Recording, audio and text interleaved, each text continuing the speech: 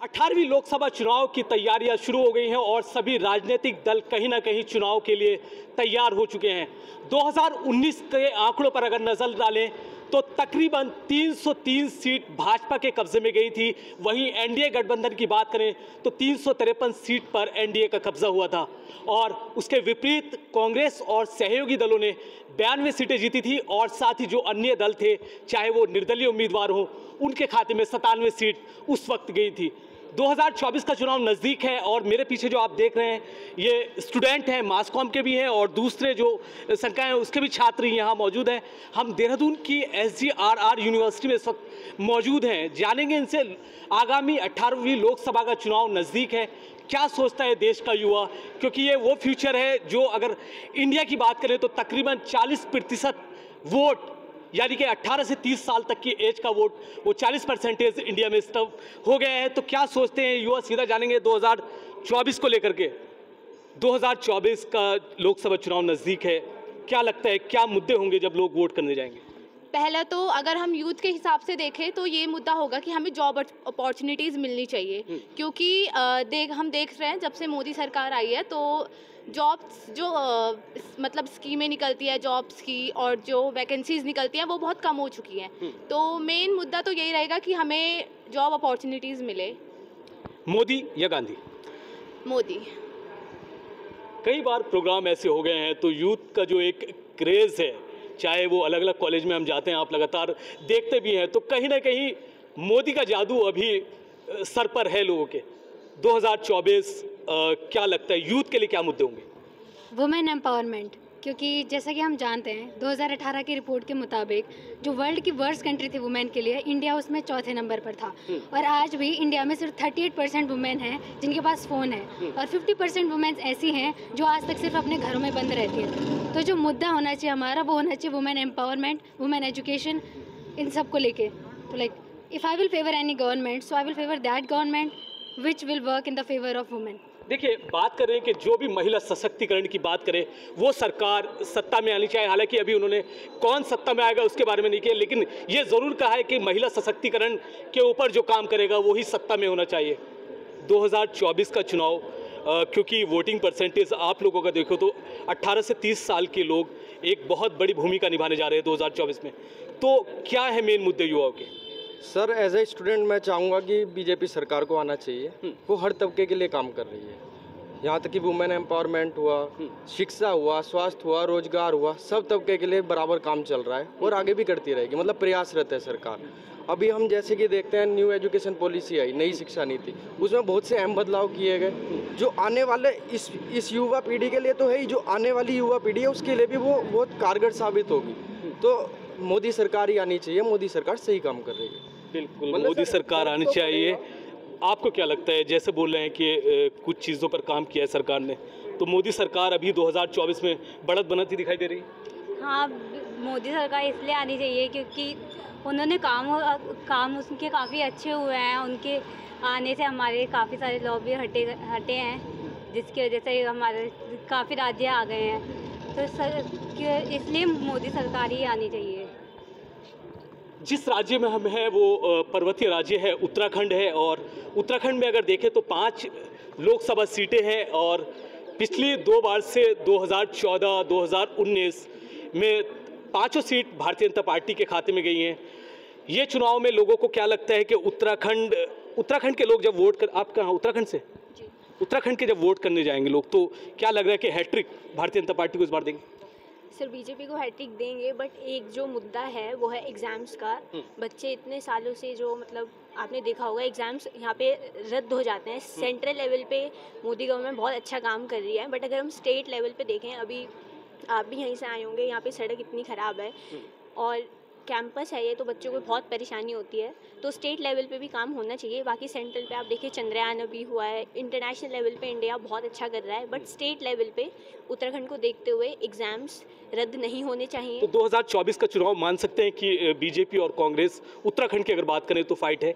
उत्तराखंड में फाइट रहेगी मेरे हिसाब से। देखिए, उत्तराखंड क्योंकि कह रहे हैं कि देश की अगर बात करें तो इंडिया बहुत आगे जा रहा है और पूरे विश्व पटल पर एक अलग नाम हिंदुस्तान का है, लेकिन स्टेट में अगर आ जाते हैं तो कहीं ना कहीं इस बार देखने को मिलेगा कि भारतीय जनता पार्टी और कांग्रेस के बीच 5 सीटों पर कांटे की टक्कर आप देख सकते हैं। 2024 की अगर बात करें तो क्या लगता है, क्या होंगे मेन मुद्दे? मेरा तो मेन मुद्दा ऐसा है कि सरकार जो भी आए, ठीक है, मैं मतलब ऑन माइक में ये नहीं बोलना चाहता कि भाई मैं किसको सपोर्ट करता हूँ या ऐसे सपोर्ट करता हूँ, ठीक है, सरकार जो भी आए, मेरे हिसाब से ये है ना कि जो वुमेन्स के साथ रेप केसेस हो रहे हैं ना, सरकार कोई भी आती है, हर 5 साल में एक नई सरकार आती है, एक नई गवर्नमेंट आती है, बट ऐसा होता है ना कि रेप केसेस थम नहीं रहे, हर साल मतलब चेंज होता रहता है। 1 लाख हुए तो अगले साल 2 लाख होंगे, 3 लाख होंगे। आप रिसेंट जो केसेस होंगे 2011 में जो भी हर साल जनगणना होती है, ठीक है, जब मैं देखता हूँ ना न्यूज़ में, तो मैं एक चीज़ देखता हूँ कि सरकार जो भी आती है कहते हैं कि हमने वुमेन्स के लिए ये किया वो किया, लेकिन वुमेन्स की सेफ्टी के लिए भी कुछ होना चाहिए, कुछ ऐसा काम किया जाए, कुछ सरकार की तरफ से कुछ ऐसी नीतियाँ बनाई जाए, रणनीतियाँ, जिससे कि वुमेन सेफ फील करे, वुमेन्स के लिए सब कुछ। महिला सुरक्षा के लिए बात करें कि महिला सुरक्षा के लिए भी एक कदम सरकार को उठाना चाहिए, हालांकि वो एक एरिया भी बता रहे हैं कि इतनी डिस्टेंस पर एक सेफ्टी इंस्टीट्यूट कम से कम होना चाहिए। क्या लगता है जो बेरोजगार का मुद्दा इस बार 2024 में उत्तराखंड में देखने को मिलेगा? आए दिन क्योंकि प्रोटेस्ट बेरोजगार को लेकर के होते हैं, जो परीक्षाएं होती हैं उसमें धांधलीबाजी होती है, तो वो कहीं ना कहीं इफेक्ट करेगा 2024? ऑफ कोर्स वो करेगा, क्योंकि डिग्री तो हर किसी के पास होती है, लेकिन उस डिग्री के बेस्ड में अब आजकल किसी को नौकरी नहीं मिल रही। इतने लोग हैं, किसी को भी नौकरी नहीं मिल रही है। ये तो गलत बात है। अगर आपको डिग्री आपको हम ला के दे रहे हैं, हम आपको दे रहे हैं, तो हर नौकरी आप क्यों बंद करा रहे हो? कहीं ना कहीं बीजेपी सही है, लेकिन कहीं ना कहीं बीजेपी गलत भी है। ठीक है, हमें हर वक्त हमको बीजेपी को ये नहीं बोलना चाहिए कि आप सही हो, आप सही हो, आप भी गलत हो, क्योंकि स्टूडेंट्स सीरियसली फेस कर रहे हैं ये प्रॉब्लम। आज भी इतने लोग डिग्री लेकर के बैठे हुए हैं, फिर भी वो लोग कुछ नहीं कर पा रहे। क्यों? क्योंकि बीजेपी अपना एक कट ऑफ निकालते हैं, इतने लोग जाते हैं, इतने लोग SC ST, यही चल रहा है आजकल। तो जनरल लोगों को भी कुछ इतने लोगों को मिल नहीं पा रहा है सीट्स वगैरह। This is the really good question and this is a really good point. मुझे ये लगता है कि बीजेपी को इस पे काम करना चाहिए। सड़कें हो गई, ये हो गया, बहुत ढेर सारी चीज़ें। अरे आप 9 साल तक थे, हम जानते हैं आप 9 साल तक थे, आपने क्या किया? आपने कुछ भी नहीं किया। आप थोड़ा बहुत करते हो, उसमें हम लोग देखते हैं कि आप बहुत अच्छा कर रहे हो, हम आपको वोट कर देते हैं। लेकिन कुछ चीज़ें आप गलत भी करते हो और आपको शायद देखना चाहिए, स्टूडेंट्स का आपको पॉइंट देखना चाहिए, आपको हर एक चीज़ देखनी चाहिए। आप देखिए, पॉइंट टू पॉइंट बात कर रहे हैं और अलग अलग बच्चे होते हैं तो अलग अलग मत हैं, क्योंकि हम जानना चाह रहे हैं कि बच्चों के दिल में जो फ्यूचर है देश का, उनके मन में 2024 को लेकर के चल क्या रहा है, क्या होंगे मेन मुद्दे।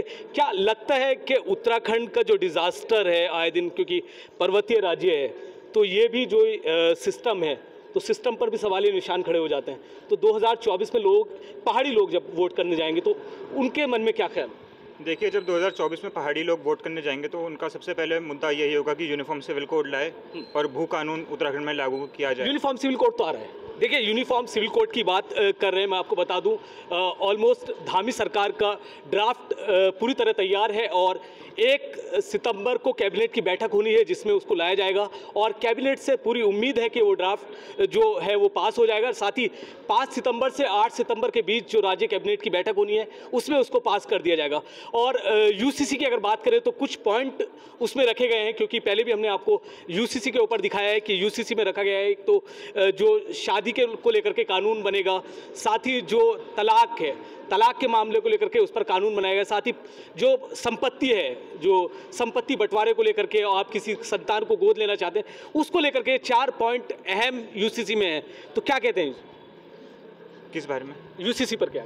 UCC पे यही है कि किसी UCC लागू हो पर एक ऐसे पर्टिकुलर वे में हो कि वो किसी रिलीजन को टारगेट ना करे। मतलब एक लागू सब में होना चाहिए, क्योंकि कानून सब में बराबर ही होता है। चाहे वो कोई चोरी करे तो वो हिंदू भी करेगा, मुसलमान भी करेगा, तो दोनों की एक ही सज़ा होनी चाहिए।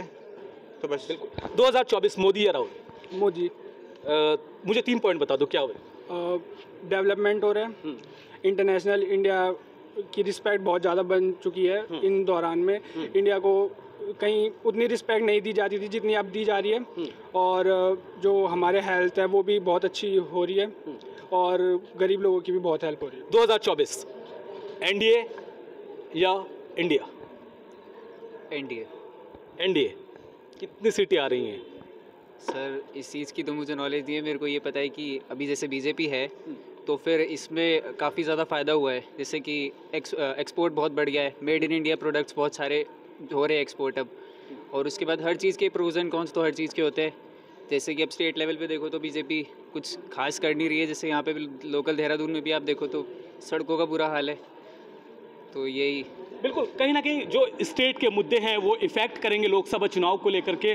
और अलग अलग छात्रों से बात हुई, उन्होंने अपने अपने व्यूज़ रखे, क्या सोचते हैं 2024 के आम लोकसभा चुनाव के लिए यहाँ के स्टूडेंट। और आगे भी हम आपको इसी तरह से दिखाते रहेंगे अलग अलग कॉलेज से, अलग अलग गाँव शहरों से क्या है जनता का मिजाज 2024 को लेकर के। देहरादून से वीडियो जर्नलिस्ट जॉन जैदी के साथ आदिल पाशा, TV9।